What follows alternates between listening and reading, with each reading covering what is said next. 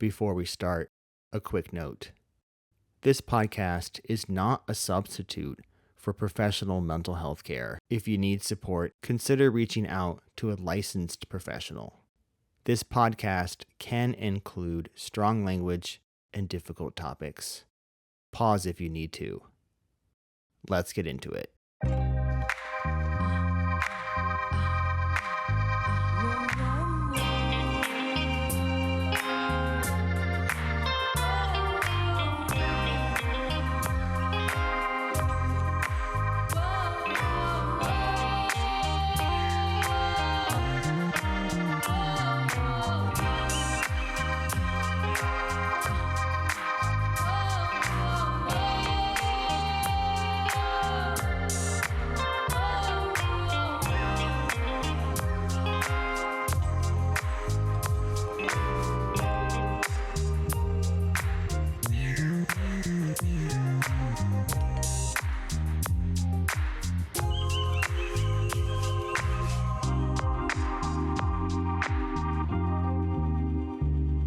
So I'm really pleased to welcome Emily Johnson today. She's a freelance journalist whose reporting has taken her across Ukraine, Argentina, East Africa, and Asia. On top of her fieldwork, she also teaches journalism at Baruch College and is working on her first novel.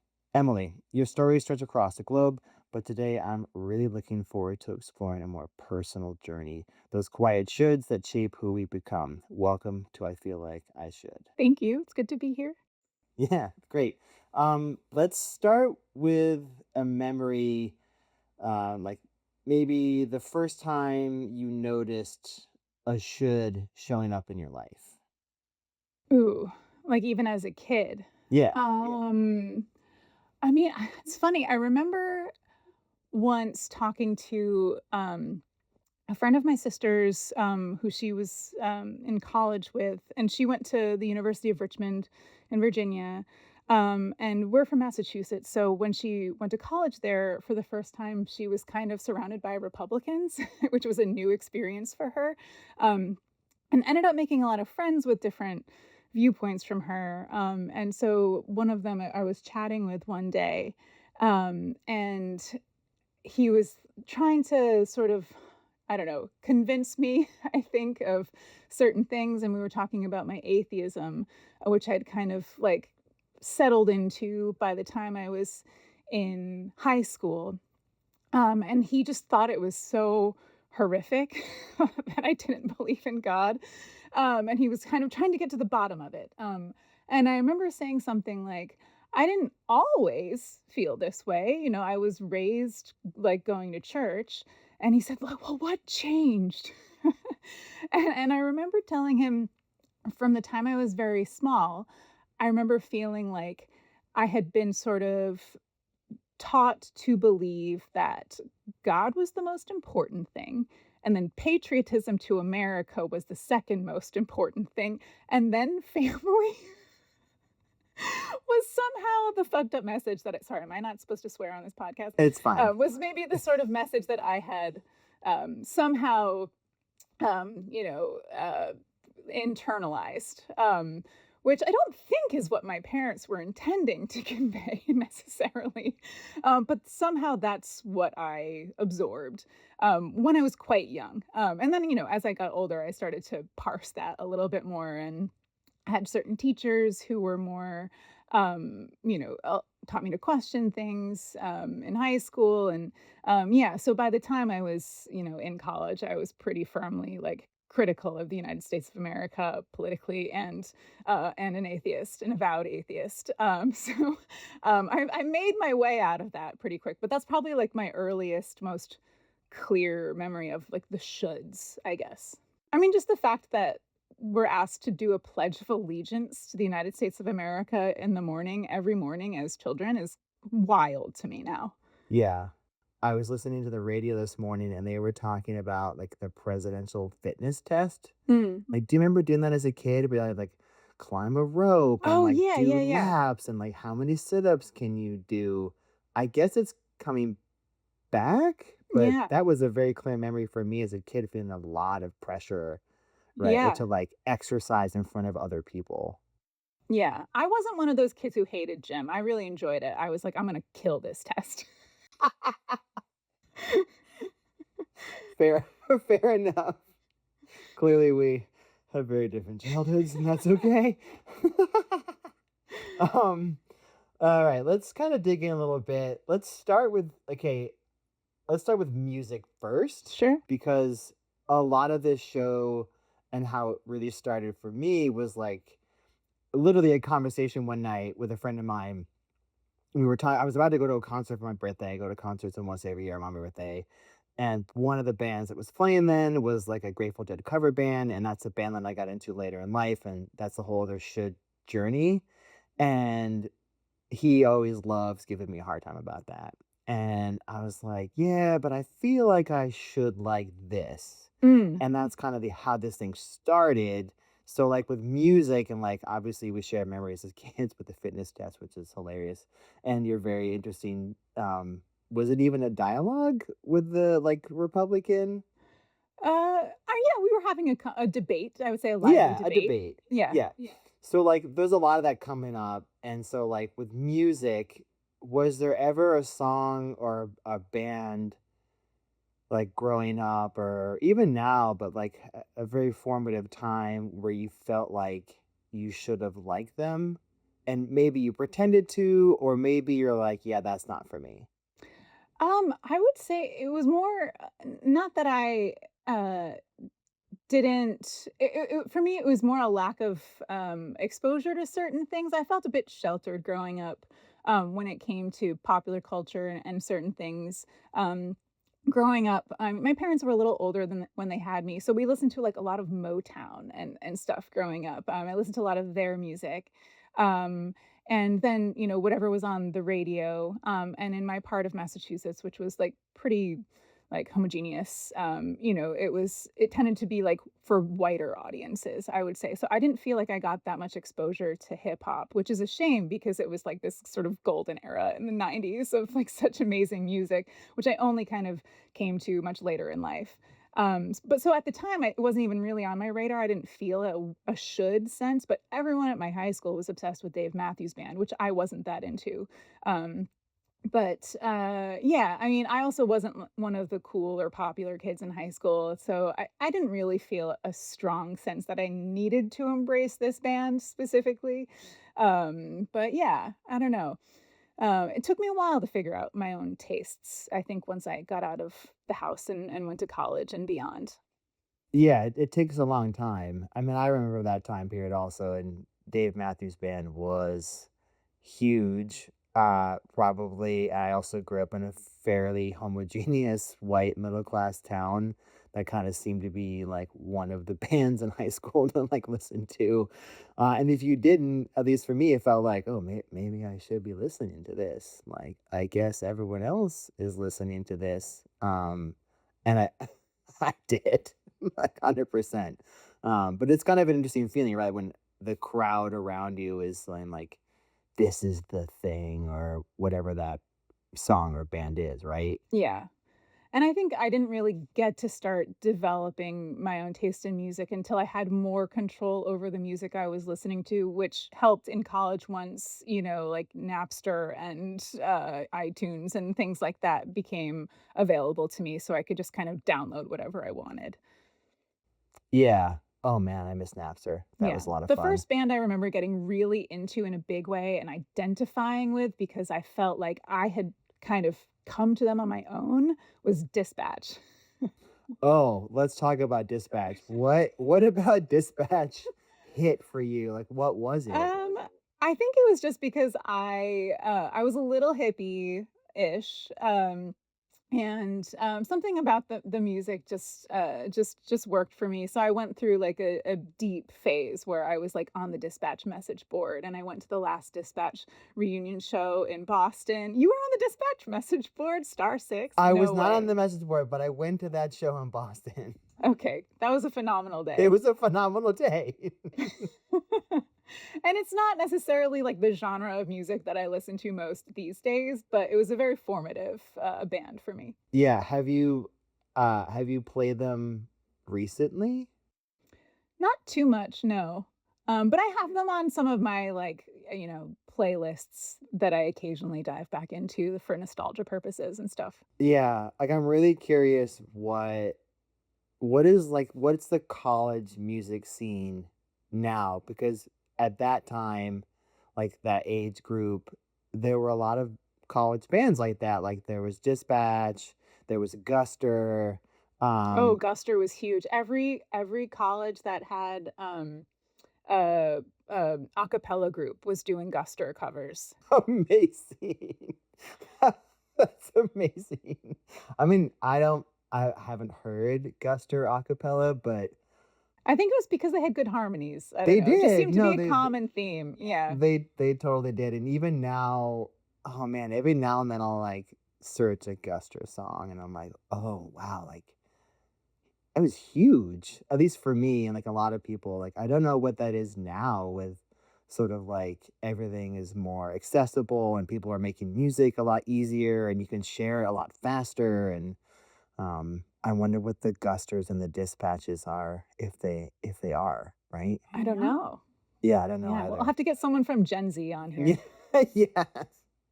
Oh, I have a list. We're gonna Okay, work down good. the list, try to get all the different, like, layers of different experiences that, like, what did you listen to in high school?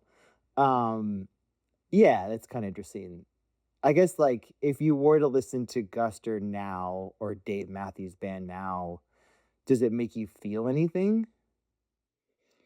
Um, Probably. I mean, I think music is one of the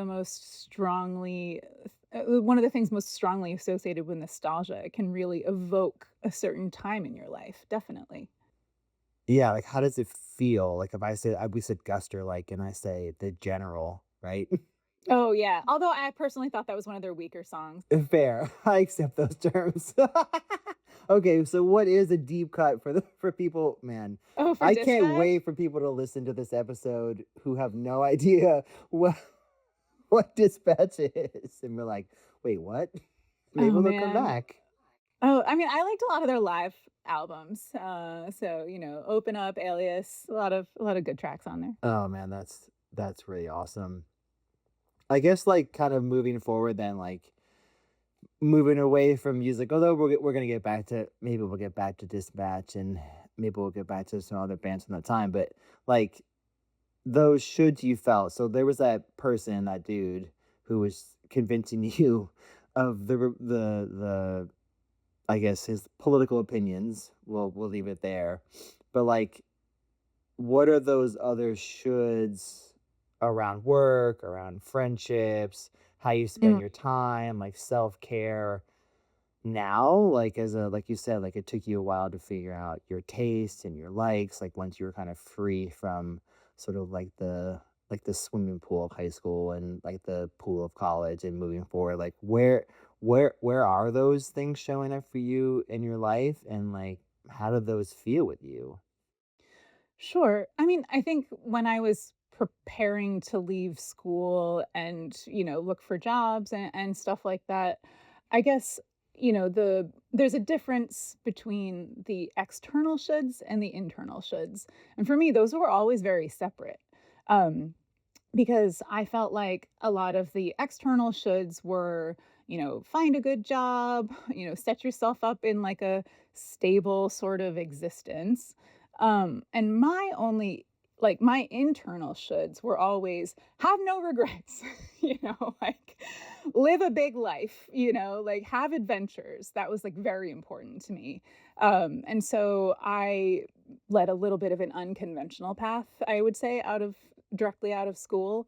Um, in the space of my first year out of college, I lived in like 5 different states and one Canadian province and was just kind of like doing like seasonal work out west, and fell madly in love and went to Canada with this guy and was just trying to cobble things together and just sort of, I guess, make up for lost time in a sense of feeling like I had been sheltered as a kid and wanting to just experience things. That was very, very important to me. Um, and so, yeah, my 20s were a little chaotic, but they were great. and I have no regrets about them, and they led me to where I am.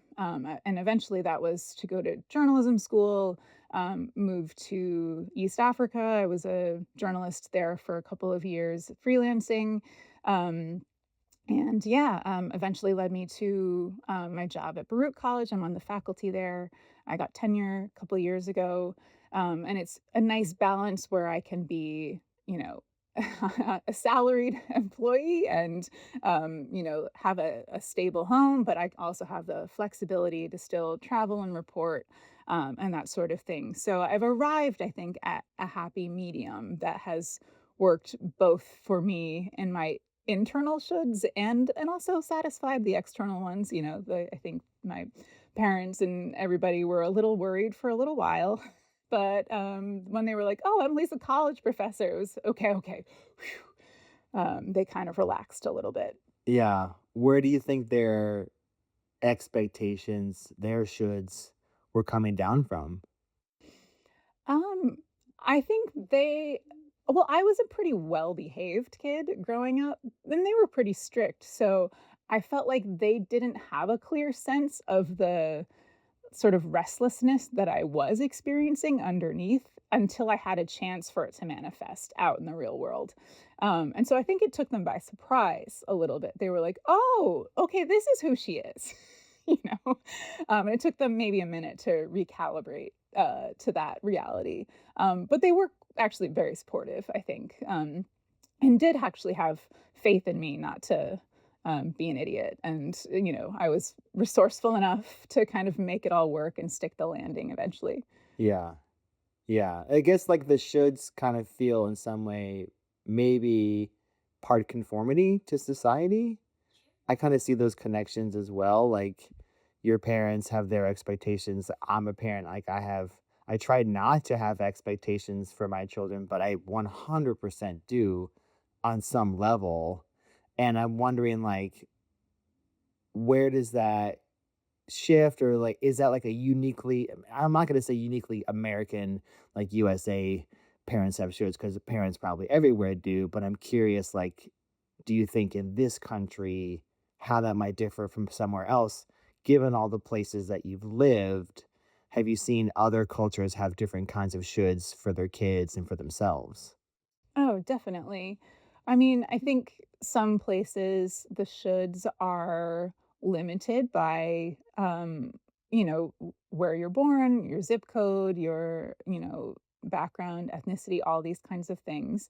Um, And, I mean, I see it often actually, I mean, with my students, at Baruch College, it's a CUNY school. Most of my students are, from immigrant families and speak another language at home in many cases. And so it's really interesting to see the ones who decide to major in journalism because I think in many cases they are going against family expectations to be a doctor or a lawyer or something a little more high earning, with because Baruch is actually mostly known as a business school. And so I think there are some students who will say, "Oh, okay, I'll major in business journalism." And so they're kind of walking this line a little bit, but their hearts are maybe drawn more towards the journalism side of things and stuff. So yeah, it's really cool to see these students have this hunger to do this particular line of work to such an extent that they are pushing back a little bit against maybe some family expectations. Yeah, I mean, we all kind of do in some way, right? Like your family, your parents, and then you're like, it sounds like to me what you're saying, almost like an exclamation point, like, I have to have a big life. I have to go out and see the world. Like those internal feelings. Was that originated from, like, where do you, or I should say, like, where did that originate from for you to kind of be different?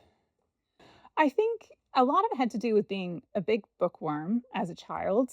I read a ton growing up. I mean, in the summer, I would be at the library every day. I would read a book every day. I was very into fiction. Oh, or sorry, science fiction and fantasy.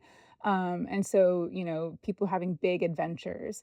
And I think possibly some of that came from also the fact that my mother died when I was 2 years old, and something about like a lot of children's literature, a lot of them lose a parent quite young, right? Or are orphaned or something like that. And usually, oh, this person ends up being a chosen one or like destined to have some big adventure, the sort of hero's journey.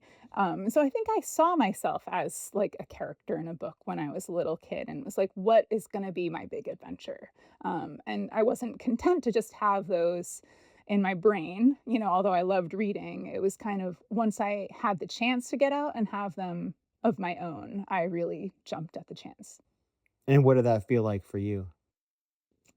Oh man, freedom's the best feeling. It's just it's the best. I mean, it was, a roller coaster at times, sure, but yeah, I don't know. To me, there was nothing like I remember when my sister, and her now husband had first started dating, I was in a particularly, chaotic period of vagabonding, and he said to her, "Well, your sister's always so happy when she's homeless."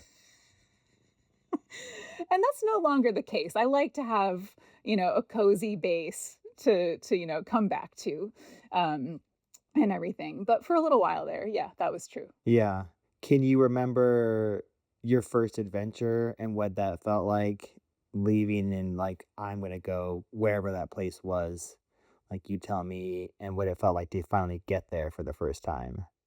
I would say probably what felt like my first proper adventure was my semester abroad in college when I went to Tanzania. So I did a field study program with the School for International Training, and it was a wildlife ecology conservation program. Because in college, I had a double major. It was English and creative writing, and then also animal behavior. And I actually picked, Bucknell University because of their, like, primate program. They actually had primate labs on campus, so I got to study monkeys, which was super cool, and during my independent study project in Tanzania, I was in the mountains, in the rainforest studying black and white colobus monkeys, and that was super cool. But I think it was while I was there that I read a book that made me decide, actually, I didn't have the real interest or temperament maybe to be a scientist in the long run. I really enjoyed the field work, but I kind of realized I didn't have the, I guess, intellectual curiosity about my results in the end. I was like, okay, well, it was more about the process than the answers for me. And I kind of figured, oh, I don't know if I actually have the patience to spend, 20 years of my life answering a single question. But while I was there, I read a book called The Zanzibar Chest, which was the memoir of a reporter who had covered East Africa for Reuters in the 90s. And that was the book that made me say, oh, okay, I think maybe journalism is the life for me. Yeah, I mean, in a way, journalism, and because also have a background in biology and ecology and environmental science, I feel like a lot of journalism, in a way, is a bit like being an explorer or a scientist, right? You ask a lot of questions, you get to know the details as much as possible, but you don't have to do the lab work or the statistical analysis. Yeah. Yeah, and I also like people and I Yeah, like, variety, and yeah. so I think and I have ADHD for sure, and so for me, the fact that in journalism, no 2 days are quite alike is very appealing, because I don't get bored.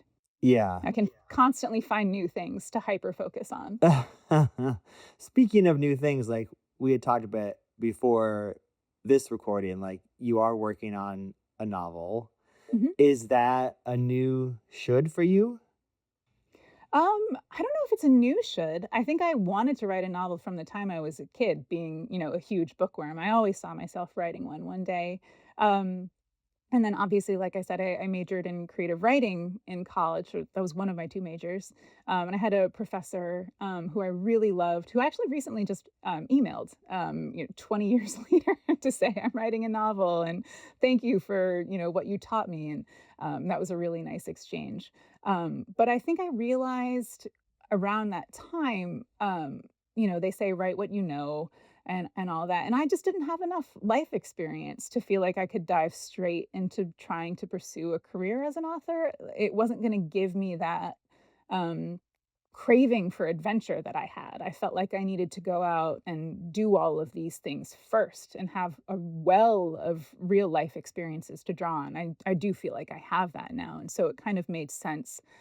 It felt like a full circle moment. I've been on sabbatical this past year and it felt like finally like the time to, okay, if I'm going to do it, this is a really good opportunity.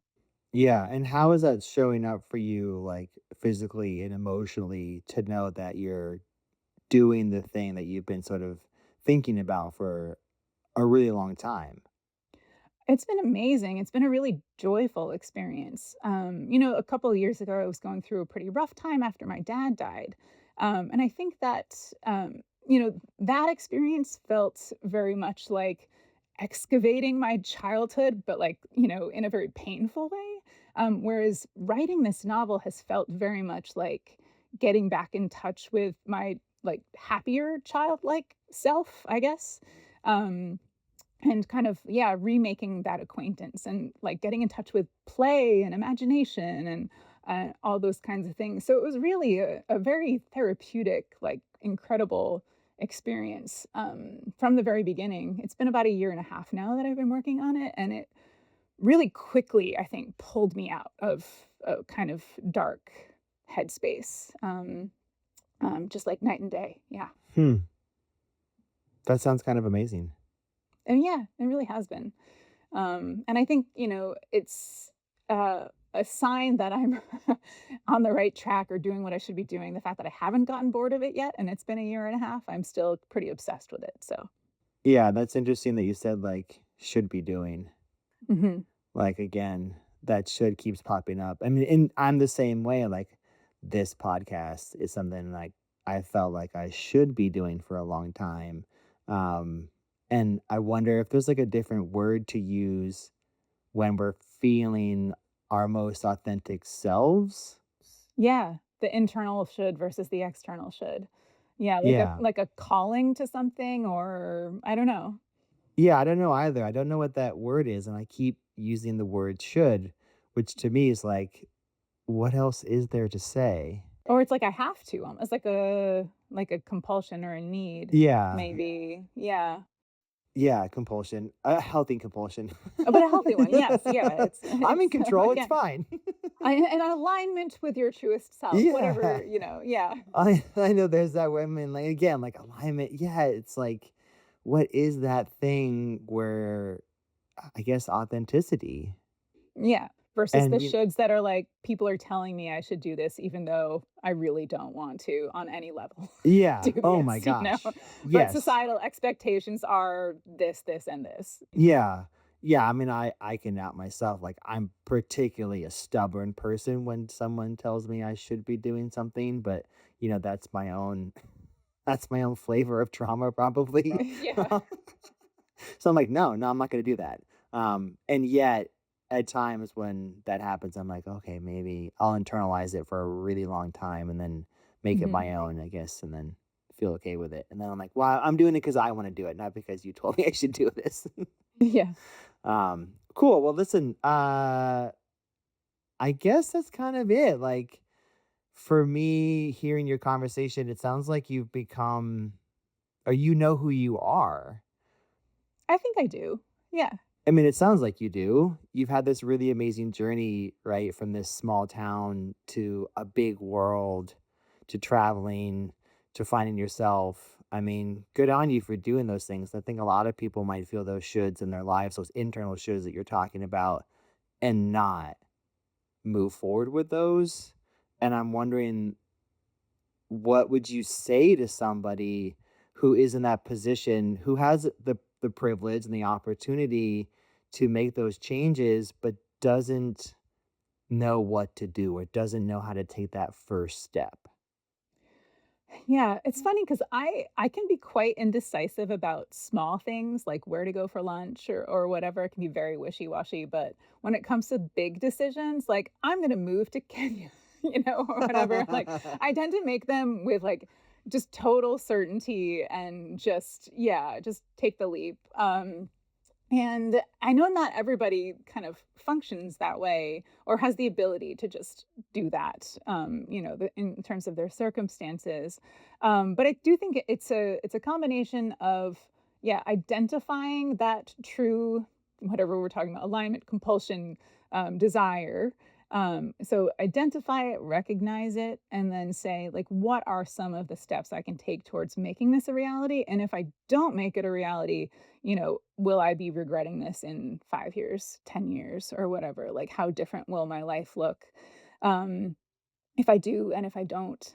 And yeah, I think, I don't know, we're all capable of surprising ourselves if we kind of just take a leap of faith, and go after the thing that we really want. Yeah, it's just a matter of doing the thing, and it sounds so simple, especially like with the process of writing the novel. And I've talked with a number of friends who've thought about doing something like that, whether it's writing a novel themselves or like a big a screenplay or a documentary film or whatever, that they've always felt like they had noodling away. And just haven't managed to take that first step yet. But I remember very vividly the day I sat down and wrote, the first scene of the book, and being like, "Oh, that was interesting and easy." And I surprised myself with what came out a little bit. And then from there, it was just like, okay, well, if I did one scene, I can do another scene. And then it just started to flow. And yeah, it was a very cool feeling to just kind of feel this momentum building, and being like, oh, actually, it was like always there waiting in a way to be unlocked. That's really beautiful. I think when I hear that, it reminds me, so, like, in my graduate school program and studying different counseling theories, a lot around acceptance and commitment therapy, which is to, like, accept the thing that happened, to kind of separate you from your thoughts, and then make decisions that put you in the direction of where you wanna go, and then, like you said, just, like, step by step, moving toward that instead of, like, the idea of, like, a big novel and staring at a blank screen, right? Just, like, one little piece at a time, and like, "Oh, I just did that. If I did that, then I can do the next one, or I can do the next step, or I can show myself I have, like, the resiliency to, like, move forward with this idea that prior to felt stifling or frozen," right? Yeah. And I think one thing a lot of people struggle with is imposter syndrome when it comes to a lot of these kinds of things that maybe are true desires. Like, why should I be one of the few people who succeeds doing this thing, or whatever? Um, and so that's why I think that sort of like one step at a time thing is helpful, because it's like, okay, if you can just sit down and write one day, like, then you can just take it in these bite-sized pieces, and then you gain a little bit of confidence as you go. Although I should say that that's not one thing that I've particularly struggled with. It's just a common thing I see, I guess. I actually would say that I'm wildly hubristic potentially with my writing. I So love that. so don't take this from me. No, I love that. I love that. It's like it's refreshing.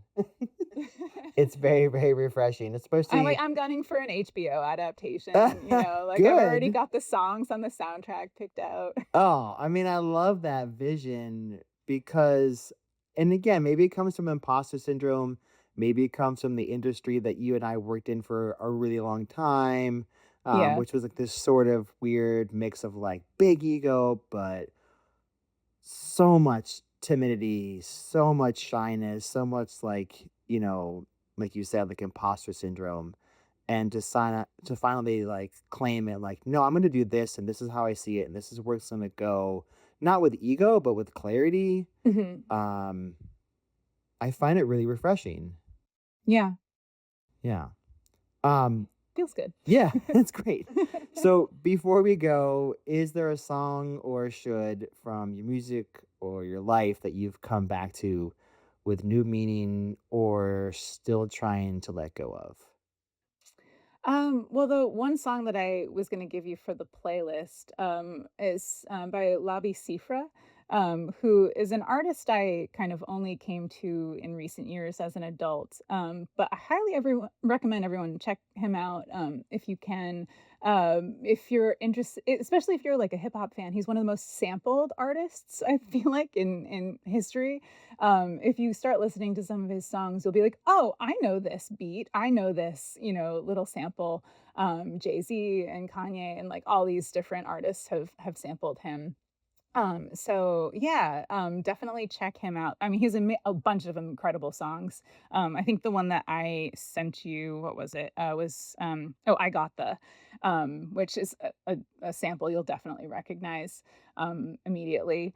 But yeah, I also love "Watch Me" by him, and "Bless the Telephone" and "My Song." There's so many good ones. So yeah, I have his record, and it's one of my most oft played records when we have people over. That's great. We did not have time to get into vinyl collection, but maybe that'll be a part 2 down the road or a Sounds spin good. out from the show. Well, awesome. I really, really appreciate you being the very first guest of the show. It means a lot. And thank you so much for taking time out of your day to be here and talk about this stuff. Thank you, and good luck with everything. Yeah, no, thank you.